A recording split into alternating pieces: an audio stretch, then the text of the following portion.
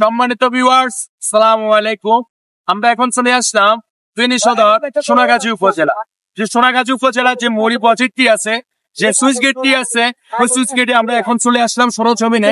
আপনাদেরকে দেখানোর চেষ্টা করব ফেনী থেকে কিভাবে পানি বঙ্গোপসাগরের দিকে যাচ্ছে। বঙ্গোপসাগরের দিকে পানি যাচ্ছে। আমার জানা মতো ফেনীতে খুব বিশাল বন্যার আশঙ্কা নাই। যদি বৃষ্টি দেখতেছেন কিভাবে প্রত্যেকটি গেট ছেড়ে দিয়েছে, এই প্রত্যেকটি গেট ছেড়ে দিয়েছে জোয়ার আসার অনেক প্রচুর ভাবে পানি নামতেছে।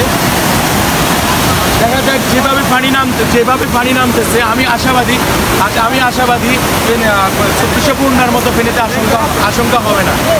মুসাফির ক্লাব যে পানিতে প্রত্যেকটি গেট 41টি গেট ওপেন করে দিয়েছে। আমরা এখন কথা বলবো, একটা স্থানীয় লোক আছে, তার সাথে আমরা কিছুক্ষণ কথা বলতে চাবো। উনি ওইখানে জাল মারতেছে। ভাই ওয়েট, সালাম আলাইকুম। কি অবস্থা ভাই, ভালো আছেন? আলহামদুলিল্লাহ ভাই এইবার যেভাবে পানি নামতেছে, পানিগুলো কখন মানে কোন সময় থেকে নামতেছে? আজকে ধরেন না 10 থেকে 12 দিন। 10 থেকে 12 দিন যেভাবে পানি নামতেছে, বিগত বছরগুলোতে তেমন পানি নামে নাই। জি না, এখন আমরা ফেনী শহরে দেখতেছি অনেক গ্রাম প্লাবিত বন্যায়। সোনাগাজী, ফুলগাজী, পশুরাম, ফেনী সদরে অনেক গ্রামে আপনার পানি উঠে গিয়েছে। এগুলা নামতেছে আর আচ্ছা, এগুলা তো সব বঙ্গোপসাগরের দিকে চলে যাচ্ছে, তাই না? রাত্রে আমরা এখানে একটা লোকের সাথে কথা বললাম যে মাছ ধরে আর কি, ওনার থেকে অভিজ্ঞতা নিলাম। উনি বলতেছে যে এখানে 24 বন্যার মতো আশঙ্কা নাই আর কি। এই যে পানিগুলা দেখতেছেন,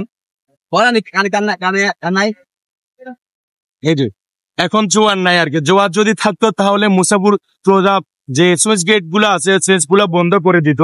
এখন জোয়ার না থাকাতে পানি যেভাবে প্রচুর ভাবে পানি নামতেছে, আমি আশাবাদী ফেনী শহরে বন্যার আশঙ্কা নেই। 24 বন্যার আশঙ্কা ফেনী শহরে নেই, যেভাবে পানি নামতেছে আপনারা দেখতেছেন।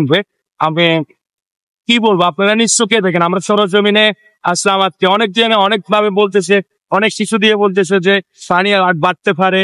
আমরা এখন আপনাদেরকে সরজমিনে দেখাচ্ছি যে পানিগুলো আসতেছে, এই পানিগুলো সব বঙ্গোপসাগরের দিকে চলে যাচ্ছে। আমরা